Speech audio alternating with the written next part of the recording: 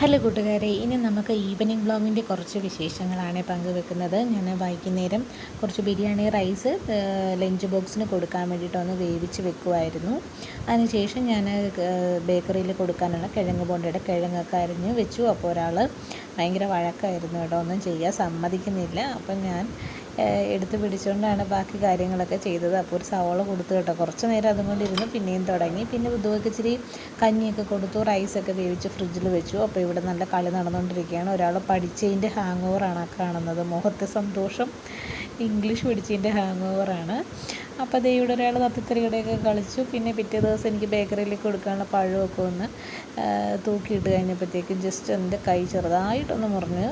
പിന്നെ നമ്മുടെ ഫുഡ് കഴിയൊക്കെ കഴിഞ്ഞ് അടുക്കളയൊക്കെ ഒന്ന് നന്നായി ക്ലീൻ ചെയ്തു. പിന്നെ നൈറ്റ് കുടിക്കാനുള്ള പാലെടുത്ത് വെച്ചതിന് ശേഷം കുടിച്ചു. അപ്പോൾ ഇത്രയുള്ള വിശേഷം. ഇഷ്ടപ്പെട്ടല്ലോ, ഒന്ന് സബ്സ്ക്രൈബ് സപ്പോർട്ട് ചെയ്തേക്കണേ.